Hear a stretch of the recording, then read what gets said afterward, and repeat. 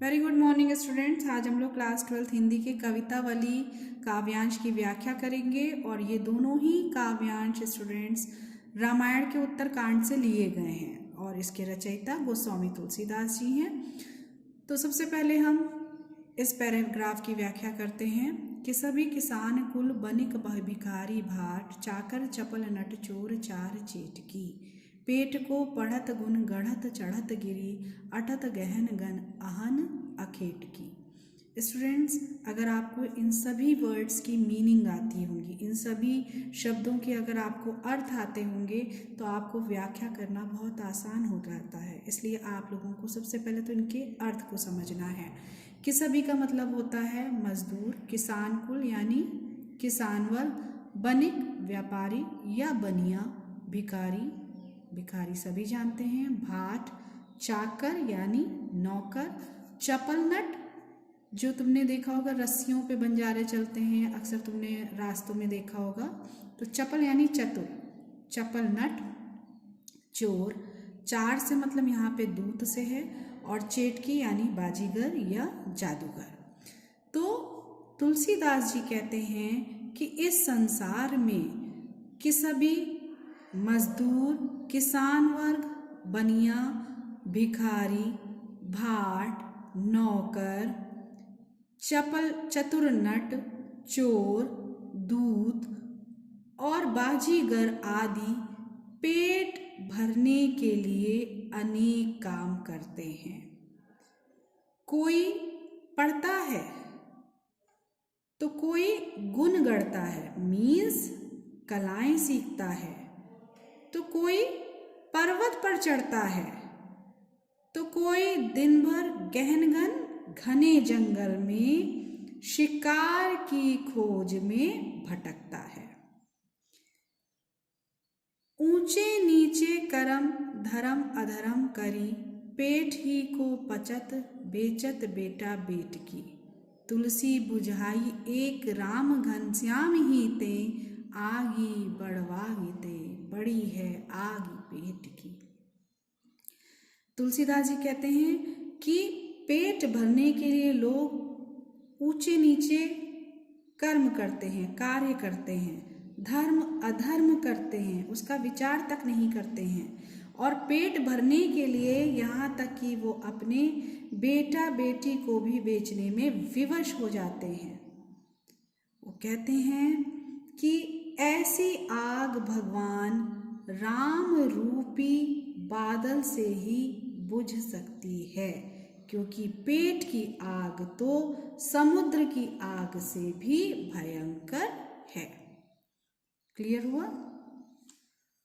फिर से समझ लीजिए, यहाँ पे तुलसीदास जी जो हैं वो भूख की स्थिति का सजीव चित्रण इसमें किया गया है। अगर हम इसके काव्य सौंदर्य को अभी बताएं तो सबसे पहले तो तुम ये समझ लो कि इसमें जो भूख है, भूखमरी, पेट की आग है यानी भूखमरी, उसकी स्थिति का यहाँ पर सजीव चित्रण किया गया है। किसाब यानी मजदूर, मजदूर, किसान वर्ग, व्यापारी, भिखारी, भाट, नौकर, चतुर नट, चोर, दूत, बाजीगर, ये सब पेट भरने के लिए अनेक काम करते हैं। कोई पढ़ता है तो कोई अनेक कलाएं सीखता है, अपने गुणों को बढ़ाता है, कोई पर्वत पर चढ़ता है, तो कोई दिन भर घने जंगल में शिकार की खोज में भटकता है, ऊंचे नीचे कर्म करता है, कार्य करता है, यहाँ तक कि धर्म अधर्म का विचार भी नहीं करता है, धर्म अधर्म करता है, पेट भरने के लिए अपने बेटा बेटी को भी बेचने के लिए विवश हो जाता है। तुलसीदास जी कहते हैं कि अब ऐसी आग भगवान राम रूपी बादल से ही बुझ सकती है, क्योंकि पेट की आग तो समुद्र की आग के आगे बड़ी ही भयंकर है। ठीक है, अब इसके भाषा सौंदर्य को अगर हम लिखेंगे तो हम इसमें लिखेंगे कि इसमें ब्रज भाषा का प्रयोग हुआ है, अनुप्रास अलंकार की आवृत्ति हुई है, अनुप्रास अलंकार का प्रयोग हुआ है। देखो कई एक जैसे वर्ड कई बार आए हैं, तो वो किसान का, किसबी का, देखो का की आवृत्ति कई बार हुई है, चा की आवृत्ति कई बार हुई है, गा की आवृत्ति कई बार हुई है। तो इसमें अनुप्रास अलंकार का प्रवाह है और ये कवित्त छंद है। विशेष क्या है इसमें, भूख का जो है वो सजीव चित्रण किया गया है। ठीक है, नेक्स्ट स्टैंजा। खेती ना किसान को, भिखारी को ना भीख, बली बनिक को बनिज, न चाकर को चाकरी, जीविका विहीन लोग सीध्यमान सोच बस, कहीं एक एकन सो कहाँ जाए का करी। बेदहूँ पुराण कही लोकहूँ बिलोकियत, साकरे सबय पै राम रावरे कृपा करी। दारिद दसानन दबाई दुनि दीन बंधु, दुरित दहन देखी तुलसी हाहा करी। अब इस वाला जो स्टैंजा है, ये जो कवित्त है, इसमें क्या है, इसमें बेरोजगारी और अकाल की भयावह स्थिति को दर्शाया गया है। इसमें पेट की आग को दर्शाया गया था, भुखमरी को दिखाया गया था, और इसमें अब अकाल और बेरोजगारी, इन दोनों स्थितियों की चर्चा की गई है। तो तुलसीदास जी कहते हैं कि अकाल की भयानक स्थिति है, इस समय किसानों को खेती नहीं है, किसानों की खेती नष्ट हो गई है, उन्हें खेती से कुछ नहीं मिल पा रहा है, कोई भीख मांगकर भी अपने जीवन का निर्वाह करना चाहे तो उसे भीख भी नहीं मिल रही है, बलि का भोजन भी प्राप्त नहीं हो पा रहा है, व्यापारी को व्यापार का साधन नहीं मिलता, नौकर को नौकरी नहीं मिलती। इस प्रकार चारों तरफ बेरोजगारी है। आजीविका के साधन जो हैं वो भी क्या हो गए हैं, खत्म हो गए हैं। आजीविका के साधन भी खत्म हो गए हैं और वो साधन ना रहने से लोग कैसे बहुत दुखी हो गए हैं और चिंता में हो गए हैं कि अब क्या करें, कहाँ जाएं। लोगों को बड़ी चिंता हो गई है, वो एक दूसरे से पूछते हैं वो कहाँ जाएं, क्या करें। वेदों पुराण कहीं लोकहूँ बिलोकियत, साकरे समय पै राम रावरे कृपा करी। वेद और पुराण इन सब में ऐसा कहा गया है कि लोक में ऐसा देखा गया है कि जब कभी भी कोई भी संकट उपस्थित हुआ है, जब कोई भी संकट आता है, तब राम ने सबके ऊपर कृपा करी है। दरिद्र दसानन दबाई दुनि दीन बंधु, दुरित दहन देखी तुलसी हाहा करी। हे दीन बंधु, इस समय दरिद्रता रूपी रावण ने, दसानन दरिद्रता रूपी रावण ने समूचे संसार को त्रस्त कर रखा है, अर्थात सभी लोग गरीबी से पीड़ित हैं। आप तो पापों का नाश करने वाले हैं। दुरित दहन, पापों का, दरिद्रता का नाश करने वाले हैं। चारों तरफ हाय हाय मची हुई है। ओके, फिर से इसको समझेंगे। तुलसीदास जी इस काव्यांश में कहते हैं कि अकाल की भयानक स्थिति है, इस समय किसानों को खेती नहीं है, भिखारी को भीख नहीं मिल पा रहा है, और यहाँ तक कि बलि का भोजन भी नहीं उपलब्ध हो पा रहा है, व्यापारी को व्यापार का साधन नहीं मिलता, नौकर को नौकरी नहीं मिलती। इस प्रकार चारों तरफ बेरोजगारी है। आजीविका के साधन ना रहने से लोग दुखी तथा चिंता में डूबे हुए हैं। वे एक दूसरे से पूछते हैं कहाँ जाएं, क्या करें। और वेद पुराणों में ऐसा कहा गया है कि जब भी लोक में, संसार में संकट उपस्थित हुआ है, संकट आया है, तब तब राम ने सब पर कृपा करी है। तो तुलसीदास जी कहते हैं, हे दीन बंधु, इस समय दरिद्रता रूपी रावण ने पूरे संसार को त्रस्त कर रखा है, अर्थात सभी गरीबी से पीड़ित हैं। आप तो दरिद्रता को हरने वाले या पापों का नाश करने वाले हैं। चारों तरफ हाय हायकार मची हुई है। ओके।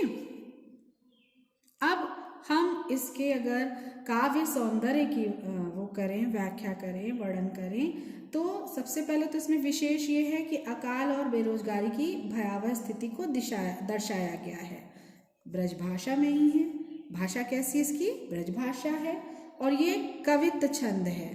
और इसमें भी तुम देखोगे कि एक शब्द की आवृत्ति जो है वो बार बार हुई है। जैसे बनिक, बाबा, चाचा, तो ये कौन सा अलंकार हुआ? यहाँ पे भी अनुप्रास अलंकार हुआ।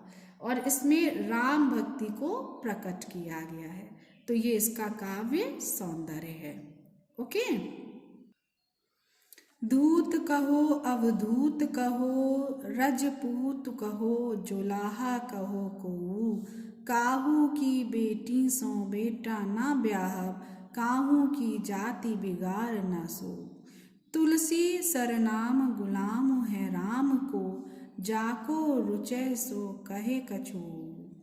मांग के खेबो मसीत को सोइबो, लोबो को एकुना देव को दो।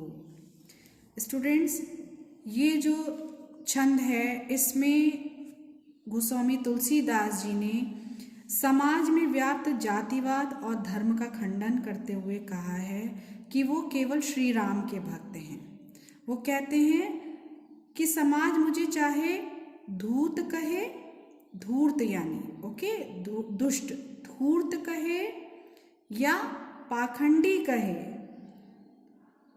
सन्यासी कहे या राजपूत कहे, जोलाहा कहे, कुछ भी कहे, मुझे इन सब से कोई फर्क नहीं पड़ता।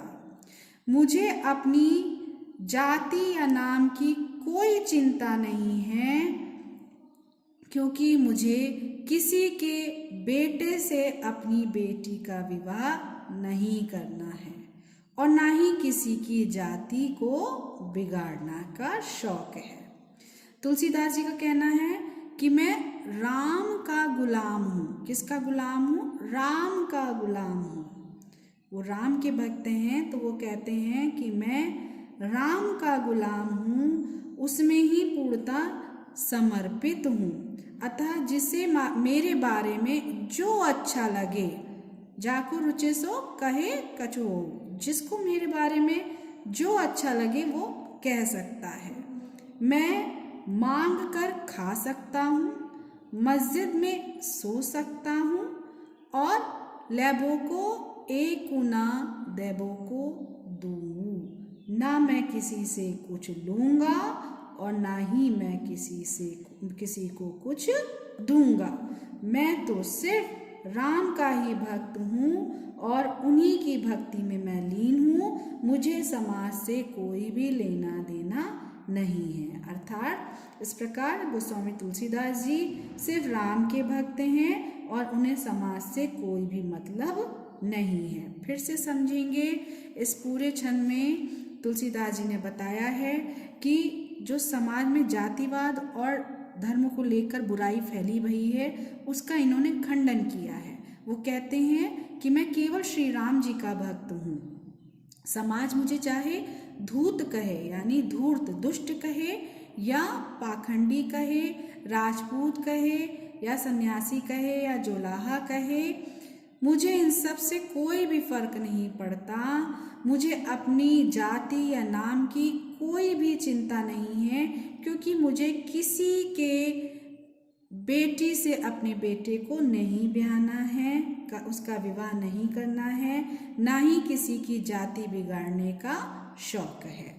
ओके, तुलसीदास जी का कहना है कि वो श्री रामचंद्र जी के गुलाम हैं, वो श्री राम भक्ति में ही पूर्णतः समर्पित हैं। अतः जिसे मेरे बारे में जो कुछ भी कहना है, जो कुछ भी अच्छा लगता है वो कह सकता है।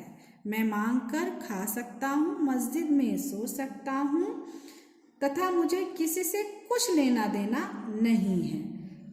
अर्थात कवि जो हैं पूरी तरह से राम भक्ति में हैं और वे समाज से कोई भी मतलब नहीं रखते हैं। अब इसके भाषा सौंदर्य की बात करें तो ये एक सवैया छंद है और ब्रज भाषा में ही लिखा गया है। इसकी भाषा कैसी है? ब्रज भाषा। अनुप्रास अलंकार का प्रवाह इसमें देखा जाता है और इसमें राम भक्ति का भी प्रवाह देखा जाता है, यानी उपयुक्त जो ये पूरा सवैया छंद है ये राम भक्ति से ओतप्रोत है। तो स्टूडेंट्स, ये कवितावली की व्याख्या थी। मुझे पूरी उम्मीद है आप सबको ये समझ में आया होगा। Best of luck for your examination. बहुत अच्छे से देना, खूब उन्नति करो, खूब आगे बढ़ो, खूब खुश रहो। God bless you.